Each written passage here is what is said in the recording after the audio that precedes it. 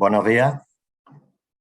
Sí, Sí. se oye bien. ¿Se me oye bien, Pello? Sí. Sí, se me oye, ¿no?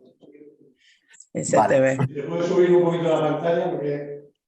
Vale. Perfecto. Vale. ¿Vale? Perfecto. Bueno, vamos a ver. Yo estoy aquí en una jornada de trabajo y salud mental. De lo que entendemos más los inspectores de trabajo, desde luego, evidentemente, es del tema de trabajo, ¿no? De condiciones de trabajo. Y salud mental, pues la tocamos ahí un poquito también porque son muchas las actuaciones que tenemos los inspectores de trabajo en materia de riesgos psicosociales, ¿no? Sobre todo, lo que yo sé del tema de salud mental por el trabajo es por las actuaciones que son provocadas normalmente por denuncias de los trabajadores, ¿no? Que manifiestan que tienen un problema siempre se dice, de ansiedad, depresivo, trastorno adaptativo, o sea, trastorno del estado del ánimo, y que ellos lo atribuyen al trabajo. Pues bien, las denuncias y después muchas veces también los informes por cambio de contingencia que nos piden desde el juzgado de lo social, en que algunas veces pues, se plantea también el tema de trastornos del tipo ansioso-depresivo, que el trabajador pide que se cambie la contingencia de enfermedad común a accidente. Y también en la inspección de trabajo, lógicamente, pues tenemos ya bastante tiempo. Hay guías de la inspección de trabajo en materia de psicosociales, criterio técnico que se aprobó el año pasado en materia de riesgos psicosociales.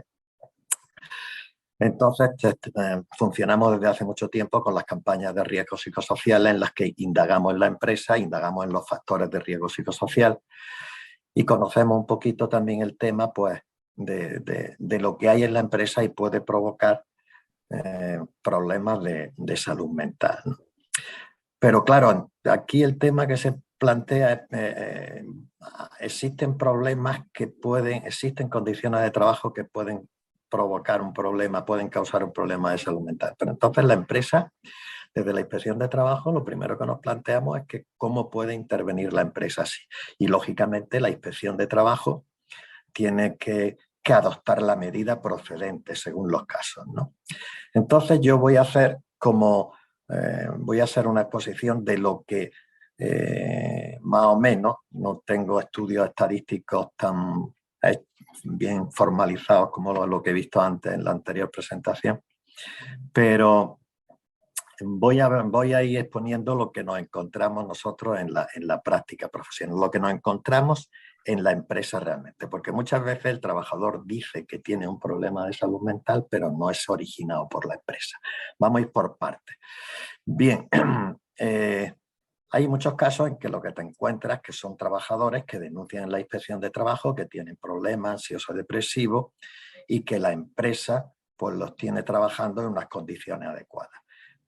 Y en este caso, desde luego, los trabajadores llevan razón, porque si indaga en la empresa ves que se trata de un trabajador especialmente sensible. Por ejemplo, así, de estos casos son los que menos se plantean quizás en la inspección. Pero, por ejemplo, un trabajador con pérdida auditiva, que la empresa lo sitúa a trabajar en un trabajo de atención al público. Bien, pues esa situación le provoca al trabajador el estrés, lo cual no puede ser. Y entonces pues hay que pedirle a la empresa, hay que requerirle, la inspección de trabajo le requiere a la empresa que adapte las condiciones de trabajo al problema sensible del trabajador.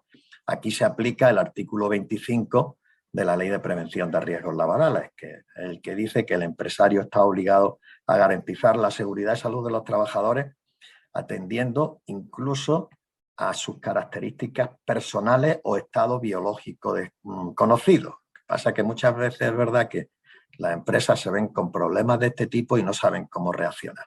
Y también pasa que los servicios de prevención no asesoran a las empresas también debidamente, porque una adaptación del trabajo aquí es perfectamente posible. Pero existen otros casos también en que los trabajadores pues, manifiestan que que tienen también problemas, ya digo, siempre sale el problema ansioso-depresivo y lo atribuyen al trabajo. Y claro, aquí muchas veces lo que nos encontramos, y esto es muy habitual, lo que nos encontramos es conflictos entre trabajadores. Y la empresa, pues aquí normalmente pues dice, oh, esto es un conflicto entre ellos, son personas mayores y que ellos se la entiendan. Pues no, porque resulta que aquí también la empresa debe intervenir. Normalmente son trabajadores cualificados, ¿no? Y discrepan a lo mejor en la forma de organización del trabajo y tal, pero hay trabajadores que por la forma de percibir determinadas situaciones y tal, pues se le crea un auténtico problema de que tienen que incluso tienen que acudir a salud mental, ¿no? Y aquí la empresa, ¿qué debe hacer? Pues tan pronto como tiene conocimiento del problema, pues intervenir. ¿Por qué?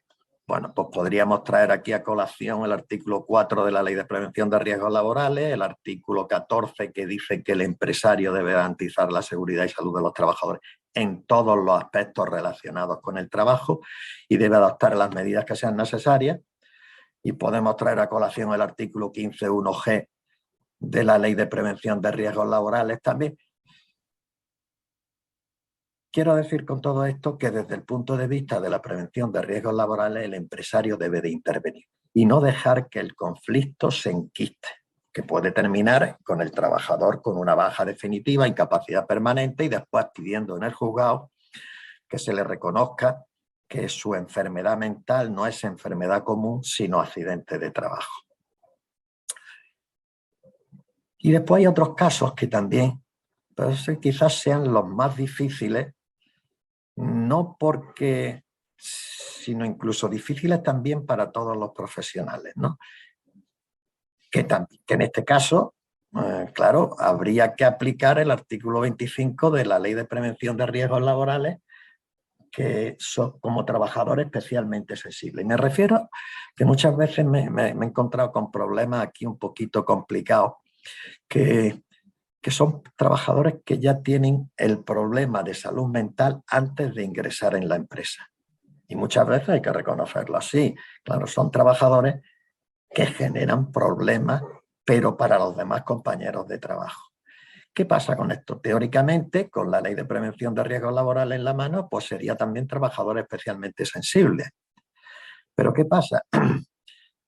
Claro, aquí la intervención de la empresa habría que tener una intervención coordinada del servicio de prevención, el médico del trabajo, el psiquiatra que atienda al trabajador, pero eso es muy difícil. Pero el principal problema, sobre todo, es que estos trabajadores que tienen un problema ya anterior de fondo, y son problemas de depresión, pero ya problemas de depresión fuerte, no quieren que nadie conozca su problema. ¿Por qué? Porque temen que terminar siendo señalado.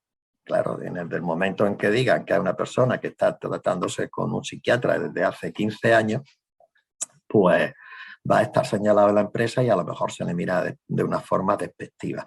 Estos trabajadores, ¿qué pasa? Que normalmente pues terminan viendo situaciones de acoso hacia él o hacia ella, si es una trabajadora, que no son reales en la empresa. Y además es difícil, resulta difícil de creer que todos los trabajadores, todos los compañeros de trabajo, como he visto en algún caso, que acosen a un mismo trabajador. Eso es imposible. ¿La empresa tiene que intervenir? Sí. ¿Por qué? Porque lo exige el artículo 25 de la Ley de Prevención de Riesgos Laborales. Pero aquí sí que es verdad que hay que reconocer que las intervenciones son difíciles. He visto también casos que de problemas también de salud mental que normalmente los trabajadores denuncian, cosas, que son problemas que son externos a la empresa o anteriores a la empresa y que después se trasladan a la empresa. Problemas, por ejemplo, recuerdo un caso que era un problema familiar, de un enfrentamiento entre familiares y que lo trasladaron a la empresa. se llevaban mal fuera de la empresa, se llevan mal dentro de la empresa, lo cual repercute negativamente en la empresa y repercute incluso negativamente en los compañeros. ¿Qué es lo que pasa? La empresa siempre dice, claro, siempre dice no, y es la organización del trabajo, la organización le corresponde a la empresa, eso es evidente, pero en estos casos tienes que intervenir y tienes que adoptar las medidas que sean necesarias desde el punto de vista preventivo, porque si no interviene, uno de los trabajadores o incluso los dos pueden terminar de forma mal desde el punto de vista de salud mental.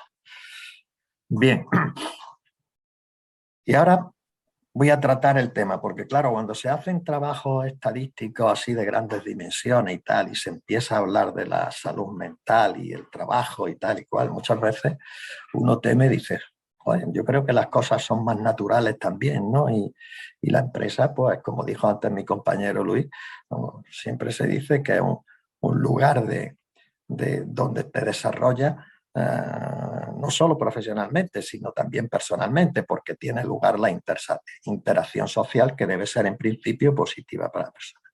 Pero entonces entramos aquí ya en el tema de las evaluaciones de riesgos psicosociales. Y ya llevamos mucho tiempo hablando de psicosociales, de evaluaciones de riesgos psicosociales, de gestión de riesgos psicosociales.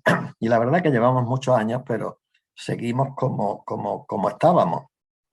¿Por qué? Porque las empresas pues terminan las que lo hacen, porque no todas lo hacen. Pero además también se tienen que hacer las evaluaciones de diferente modo según el tipo de empresa, a lo cual también quiero referirme ahora, ¿no?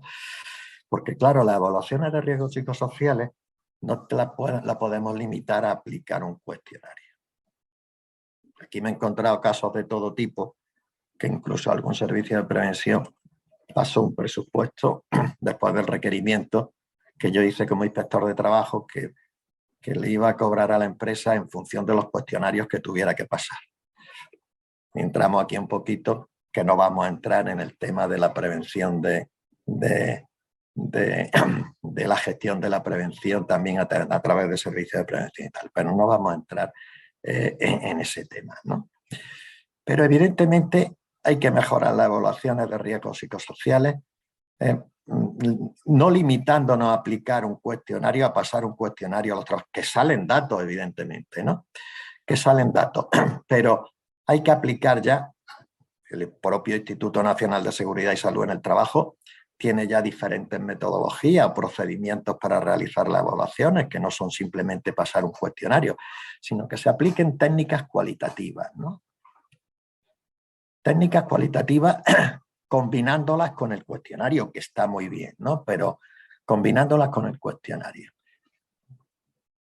Y dicho esto,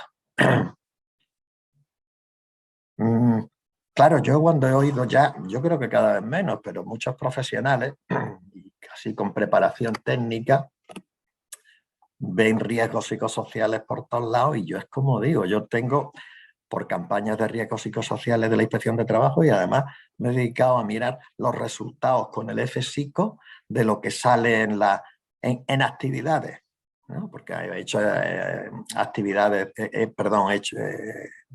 tenido actuaciones por campañas en entidades bancarias, en entidades de seguros, en entidades, en colegios de enseñanza, personal sanitario. Y claro, tenemos que tener en cuenta en la evaluación que todas las actividades no es la misma, no son las mismas y que no todas las actividades son las mismas y la evaluación hay que hacerla en función de la actividad también, porque no todos los factores de riesgo concurren, que yo creo que son muchos factores de riesgo los que se dicen, pero claro, lo dice el Instituto Nacional de Seguridad y Salud del Trabajo, yo no le voy a discutir. Pero en la realidad, si vemos todos los resultados, si vemos resultados con el F-Psico, vemos que lo que un factor que verdaderamente daña la salud del trabajador, y lo vemos también incluso por informes por actuaciones que nos pide el juzgado por un cambio de contingencia, lo que daña la salud del trabajador es la carga de trabajo, es la sobrecarga de trabajo. Y aquí esto es un problema. Claro, las empresas esto ni lo quieren tocar siquiera. ¿Cómo le vas a hablar tú de sobrecarga de trabajo a una entidad bancaria? Y mira que las entidades bancarias esas sí que no solamente tienen estudiado el comportamiento del cliente y todo, sino que también te tienen estudiado el rendimiento de todos los trabajadores. Luego de carga de trabajo sale un montón. Y claro, pasan un cuestionario de psicosociales que dice que sí, que la carga de trabajo tiene un valor alto, pero Sí, prácticamente. claro, como hay que negociar y hay que hablar con los representantes legales de los trabajadores y verdaderamente los representantes legales de los trabajadores en estos casos se quedan un poquito que no saben por dónde entrar. ¿Por qué? Porque la empresa tiene información que no facilita. Entonces lo que hay que estudiar es la carga de trabajo. Y estudiar la carga de trabajo no es pasar un cuestionario. El cuestionario me va a salir que sí que hay carga de trabajo. El cuestionario me va a salir que sí que hay carga de trabajo, pero lo que tengo que indagar es en esa carga de trabajo, examinar esa carga de trabajo y a partir de ahí adoptar medidas preventivas. Porque ¿qué pasa cuando utilizas un cuestionario y en el cuestionario el FSICO normalmente te sale que hay una carga de trabajo elevada? Vale, te sale que hay una carga de trabajo elevada. Esto es lo que tenemos que traducir ahora a una planificación preventiva. Pero la planificación preventiva, si yo solamente sé por el cuestionario que hay una carga de trabajo elevada, ¿qué hago? El servicio de prevención, normalmente cuando hay un servicio de prevención ajeno, el que ha hecho la evaluación de riesgos te dice hay que reducir la carga de trabajo. Claro que sí, si eso ya lo sabemos. Si ha salido alto en el cuestionario hay que reducir la carga de trabajo. Pero ¿por qué no se reduce el trabajo y la planificación preventiva queda simplemente en una medida genérica? Porque no se ha analizado realmente la carga de trabajo.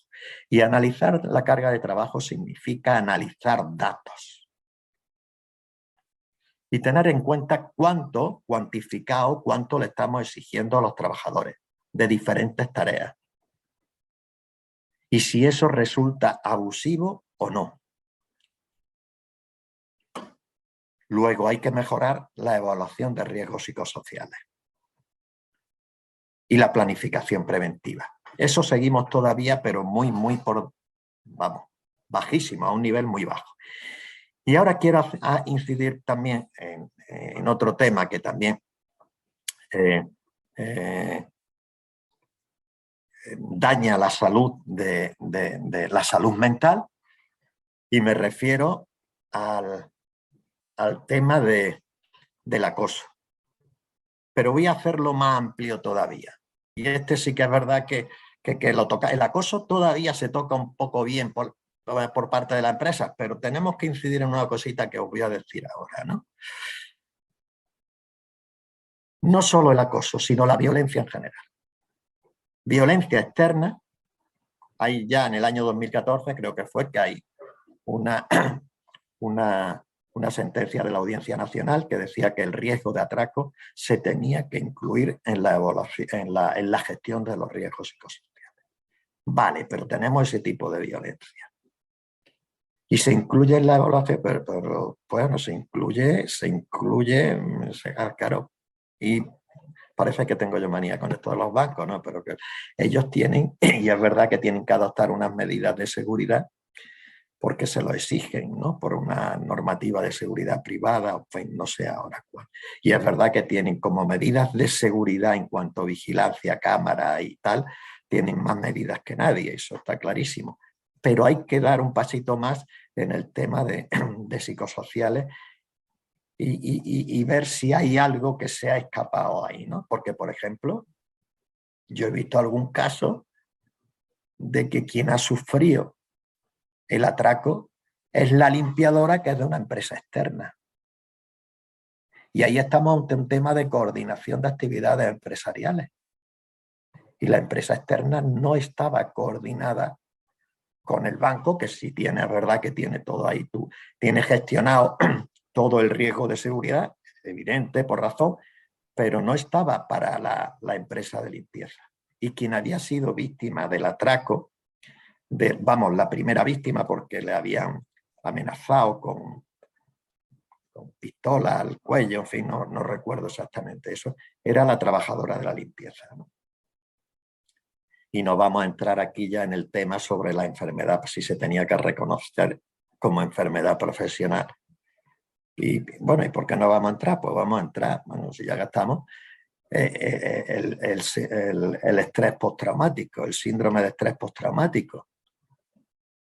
Ese no lo contemplan los bancos, mira que no lo contemplan los bancos en su gestión de riesgo psicosocial, ni los bancos ni otras entidades, y se tiene que contemplar. ¿Por qué? Porque ¿qué pasa? Y este ejemplo es más frecuente en las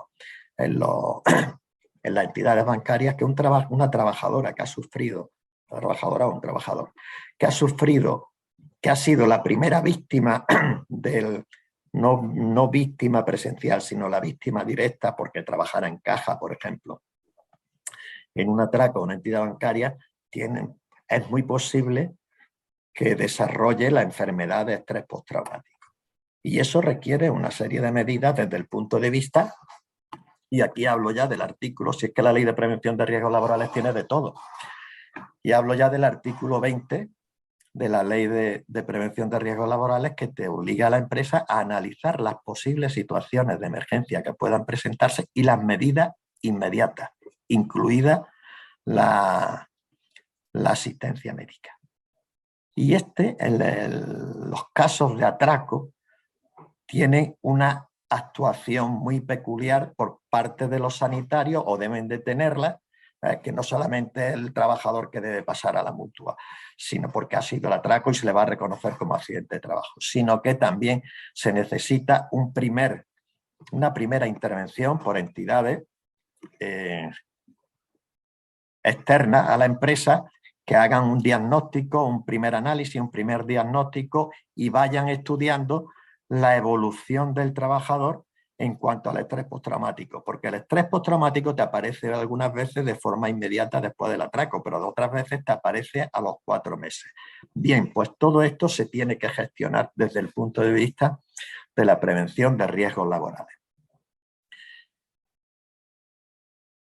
Y ahora hay otro tema, y voy a tirar aquí para tirar una lanza en favor siempre, que yo siempre estoy por el personal sanitario, que lo veo, y además cuando salen en las noticias y que dicen que piden, antes hablaba de los factores psicosociales, y mira que yo siempre he pensado, pero si no son tantos los factores psicosociales, y con que se analice la carga de trabajo y el control y el apoyo social ya está, ¿no? Pues, pero hay un sector que es el sector sanitario, que eso sí me parece que esos sí que tienen todos los factores, y que a lo mejor incluso más de los que se puedan pensar.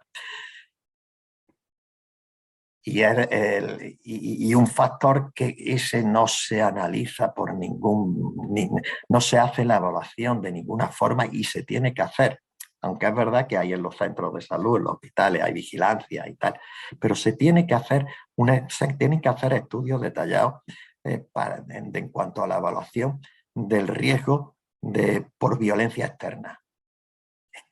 Los profesionales sanitarios es que están continuamente sufriendo agresiones por parte de los usuarios o de los pacientes de los centros de salud o de los hospitales. Y esto pues no puede ser, sencillamente. Entonces, se tiene que hacer evaluaciones por departamentos, por centros de salud, por centros de otro tipo, y ver cómo está la situación de violencia externa, ver cuáles son las características de los lugares de trabajo que está ocupando, pero ver también, hacer análisis tan simples, por ejemplo, pues, qué departamentos o qué secciones son las que más proclive a sufrir la violencia externa. Por ejemplo, urgencia, ¿verdad? Por ejemplo. Y por ejemplo, centros de salud, cuando el paciente se enfada porque el médico o la médico no le receta lo que él quiere, o cuando le da el alta médica y él quería seguir de baja, ¿no? Bien, pues estas evaluaciones del riesgo de violencia externa, que es también un factor de riesgo psicosocial, no se hace. Ahí estamos muy deficitarios. Bien, son precisamente los profesionales sanitarios, viendo las evaluaciones de psicosociales que yo he podido ver, cuando tienen valores disparados de todo tipo en cuanto a riesgos psicosociales, y sí que requieren una atención más inmediata, y además en este caso hombre, aquí la empresa, en la mayoría de los casos, es la administración pública. Entonces, pues aquí se debe de intervenir en favor de la gestión de la seguridad y salud de estos trabajadores, ¿no? De forma inmediata. Hay que evaluar en estos casos lo que es la violencia externa, la violencia de pacientes o usuarios de los servicios de salud o de los familiares. Y ya termino solamente apuntando una cosa, ¿no? En cuanto al acoso, todo el mundo sabe ya lo que es el acoso en sus diferentes modalidades, eso ya todo el mundo lo sabe, ¿no? Pero hay una cosa que tenemos que apuntar ahora, que es necesaria, porque veo yo que las empresas se agarran mucho al tema de que, bueno, no, aquí no actuó la empresa porque no se había aplicado el protocolo, porque la empresa, la trabajadora o el trabajador no pidió que se aplicara el protocolo para los casos de acoso. Pero bueno, tenemos ya una sentencia muy buena del Tribunal Superior de Justicia de Galicia y que dicen, oiga, era de un encargado de una tienda muy conocida, de un centro de comercio muy conocido, pues, en toda España, y que una trabajadora ya le había dicho al jefe de personal que había ciertos comentarios que le hacía el encargado y que no le gustaban.